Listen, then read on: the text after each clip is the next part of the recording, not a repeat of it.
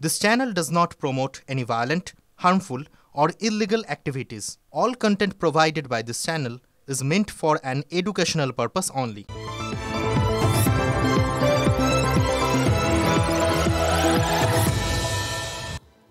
নমস্কার, TV9 বাংলায় lima রয়েছে আপনাদের সঙ্গে। শুরু করছি নিউজ টপ 9 আর এই মুহূর্তে বড় খবরে নজর। দ্বিতীয় শ্রেণীর ছাত্রীর সঙ্গে অশালীন আচরণের অভিযোগ। কলকাতার ডাফ হাই স্কুল ফর গার্লসের ঘটনায় শোরগোল পড়ে গেছে। দ্বিতীয় শ্রেণীর ওই ছাত্রীর সঙ্গে অশালীন আচরণের অভিযোগ স্কুলে কাজ করা এক মিস্ত্রির বিরুদ্ধে। লজেন্সের লোভ দেখিয়ে শিশুটিকে শৌচাগারে নিয়ে যাওয়ার অভিযোগ। শ্যামপুকুর থানায় লিখিত অভিযোগ দায়ের হয়েছে। ঘটনার প্রতিবাদে স্কুলের বাইরে বিক্ষোভ অভিভাবকদের। পরিস্থিতি নিয়ন্ত্রণে ঘটনাস্থলে পৌঁছয় বিশাল পুলিশ বাহিনী। মিস্ত্রিদের বের করে নিয়ে গেলে পুলিশকে ঘিরেও বিক্ষোভ অভিভাবকদের। আমরা সেই ছবি আপনাদেরকে এই মুহূর্তে দেখাচ্ছি। ঘটনার প্রতিবাদে সরব বিরোধী দলনেতা। আর একবার আপনাদেরকে ছবিটা দেখাবো এবং এই ঘটনা সম্পর্কে আপনাদের আরও একবার জানিয়ে রাখতে চাইবো। এই ঘটনা ডাফ স্কুলের দ্বিতীয় শ্রেণীর ছাত্রী, তার সঙ্গে অশালীন আচরণ করা হয়েছে। কলকাতার Duff high school for girls দ্বিতীয় শ্রেণীর ছাত্রীর সঙ্গে অশালীন আচরণের অভিযোগ স্কুলের কাজ করা এক মিস্ত্রির বিরুদ্ধে। লজেন্সের লোভ দেখিয়ে শিশুটিকে শৌচাগারে নিয়ে যাওয়া হয়। শ্যামপুকুর থানায় লিখিত অভিযোগ দায়ের করা হয়েছে। ঘটনার প্রতিবাদে স্কুলের বাইরে বিক্ষোভ অভিভাবকদের। এই পরিস্থিতি সামাল দিতে পুলিশ বাহিনী পৌঁছয়। আর এখন কি অবস্থা? ইতিমধ্যেই যে মিস্ত্রির বিরুদ্ধে অভিযোগ, তাকে কি গ্রেফতার করা হয়েছে? সব ডিটেল সুমন মহাপাত্র আমাদের রিপোর্টারের কাছ থেকে জানবো। সুমন, দ্বিতীয় শ্রেণীর ছাত্রীর পরিবার তারা কর্তৃপক্ষকে পুরো বিষয়টা জানায়। তারপর তারা থানা অভিযোগ দায়ের করে। পরবর্তীকালে থানা থেকে বিশাল পুলিশ বাহিনী এসে ওই মিস্ত্রির গাড়িতে করে তাদের কি আটক করা হয়েছে নাকি তাদের গ্রেফতার করা হয়েছে সে ব্যাপারে এখনো নিশ্চিতভাবে জানতে যায়নি। তবে যে ক্ষোভ ছিল ঘিরে, তাই সেই সুমন, তোমার ভয়েস ব্রেক করছে, একটু কি স্থান পরিবর্তন করা যায়? একবারে দেখো লিমা, ওই অভিযোগটিতে পুলিশ তাদেরকে আটক করা হয়েছে। সুমন, তুমি নজর রাখো। এখনো পর্যন্ত আটক না গ্রেফতার সেই বিষয়টা এখনো কনফার্ম করা যাচ্ছে না। অবশ্যই আমাদের খবরের দিকে নজর থাকবে। স্কুলের মধ্যে এরকম একটা ঘটনা অনেকগুলো প্রশ্ন তুলে দিল ছাত্রীদের নিরাপত্তা নিয়ে। আমার মেয়ে বলেছে এরকম ওয়াশরুমে যাচ্ছিলাম, একটা লোক আমাকে বলেছে চকলেট খাবি, ও বলেছে চকলেট খাবো না, আমার চকলেটে অ্যালার্জি আছে। সেই সত্ত্বেও লোকটি বলেছে যে চকলেট খাবি তো বাইরে চল। তারপরে ও ম্যামকে, কোনো এক ম্যামকে, ওদের ক্লাস টিচারের কোনো ম্যামকে পায়নি, অচেনা ম্যাম, তাকে বলেছে সে এসেছে, বলেছে চলো আমি যাচ্ছি, কিন্তু সেই তখন মানে লোকটি চলে গেছে। তাহলে মিস্ত্রি ছাড়া আর কেউ হবে না। আমার বাচ্চাকে আমি সকালবেলায় বলেছি স্কুলে আসার সময় তুমি হেড টিচারকে নাই তোমার ক্লাস টিচারকে বলবে, তুমি যতটা পারো। একটা 2 এর বাচ্চা, সে মানে 7 বছর বয়স, সে কতটা জানে। আমি সেই সত্ত্বেও বলেছি তুমি ক্লাস টিচারকে বা হেড টিচারকে বলবে, যতটা বুঝিয়ে পারো, তারপরে আমরা বাড়ির লোক যাব। কিন্তু ও যখন হেড টিচারকে বলেছে, ক্লাস টিচারকেও বলেনি, হেড টিচারকে সামনে পেয়েছে, হেড টিচারকেই বলেছে। যেটা আমরা 3টে নাগাদ ম্যাম আমাদের সাথে 2টো থেকে বসে আছি আলোচনা করব বলে, কোনো আসেনি। ক্লাস টিচার এসে বলেছে ও হেড টিচারকে বলেছে।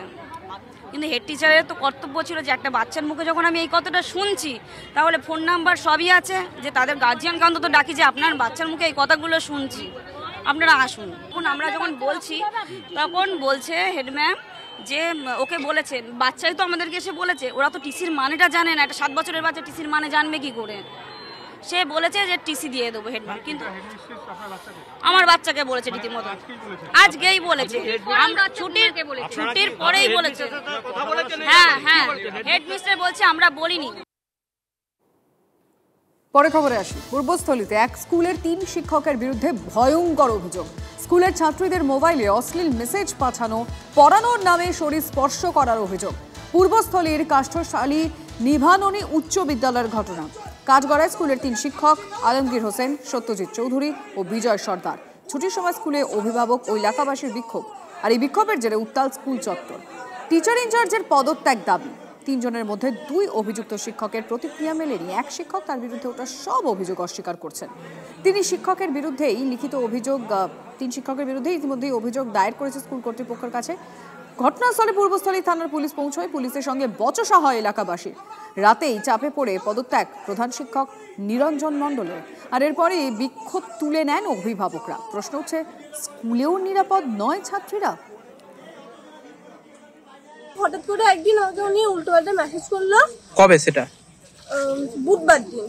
তারপর তো উনি আমাকে বারবার বলছে যে তোমার ছবি দিয়ে পাঠাও, সেলফি পাঠাও, লাইট অফ, তোমাকে না দেখলে আমি খাবো না, এরকম করে উল্টোপাল্টা কথা বলছে। এটা রিসেন্ট ঘটনাটা ঘটেছে। আর আলমগীর হোসেন, উনি একজন টিচার, জিওগ্রাফি টিচার, উনি আমাকে প্রথম দিকে খুব ব্যাকটাচ করেছিল।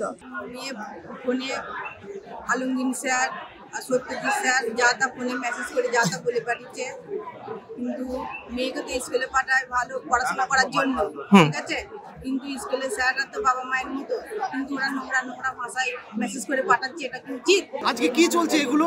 গোপনে তাকে সমস্তভাবে তার মানে হোয়াটসঅ্যাপ নাম্বার নিয়ে, তার ফোন নাম্বার নিয়ে পড়ার কোনো রকম ফ্যাসিলিটি পাইয়ে দেবে এই বলে, তার যদি তার হোয়াটসঅ্যাপে যদি উল্টো পাল্টা মেসেজ করা হয়, তুমি এখন কি খাচ্ছ, তুমি এখন ঘুমিয়েছো তো, হ্যাঁ তোমার জন্য আমি থাকতে পারছি না, তোমার জন্য আমার মন খারাপ করছে, এটা একটা শিক্ষক, এটা আমরা কোথায় বাস করছি?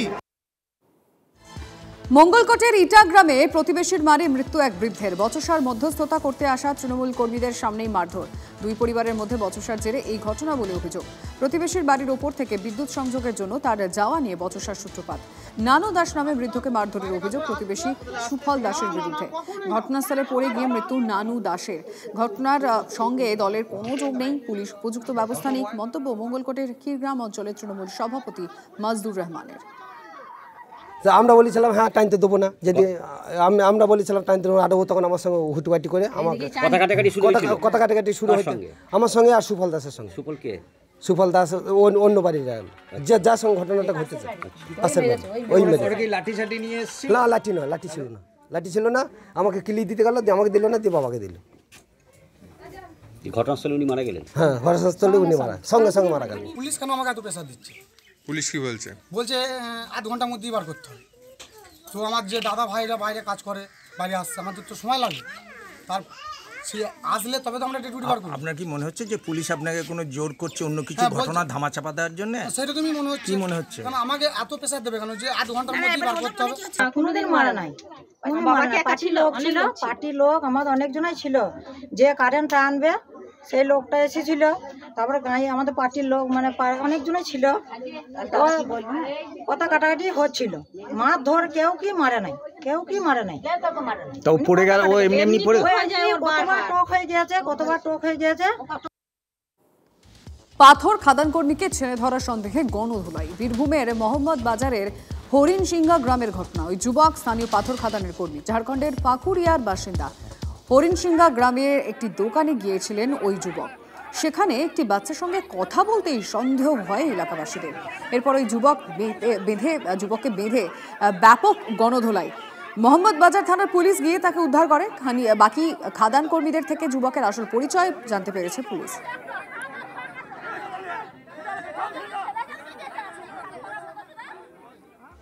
নজর রাখি পরে খবরে। প্রাথমিক নিয়োগ দুর্নীতি মামলায় অভিযুক্তের তালিকা থেকে বাদ পার্থর জামাই। নাম বাদ দেওয়া হলো কল্যাণময় ভট্টাচার্য। সম্প্রতি ইডি আদালতে রাজসাক্ষী হতে চেয়ে আবেদন জানিয়েছিলেন কল্যাণময়। আবেদন মঞ্জুর হয়। আদালতে ম্যাজিস্ট্রেটের সামনে গোপন জবানবন্দি দেন কল্যাণময়। গোপন জবানবন্দি দেওয়ার পর অভিযুক্তের তালিকা থেকে তার নাম বাদ দেওয়া হয়েছে বলে আদালতে পিটিশন দাখিল করে জানায় ইডি।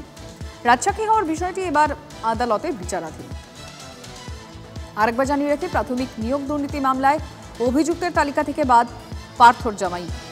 নাম বাদ দেওয়া হলো কল্যাণময় ভট্টাচার্যর। সম্প্রতি ইডি আদালতে রাজসাক্ষী হতে চেয়ে আবেদন জানিয়েছিলেন কল্যাণময়। এই আবেদন মঞ্জুর হয়। আদালতে ম্যাজিস্ট্রেটের সামনে গোপন জবানবন্দি দেন কল্যাণময়। গোপন জবানবন্দি দেওয়ার পর অভিযুক্তের তালিকা থেকে তার নাম বাদ দেওয়া হয়েছে বলে আদালতে পিটিশন দাখিল করে জানায় ইডি। রাজসাক্ষী হওয়ার বিষয়টি এবার আদালতে বিবেচনাধীন।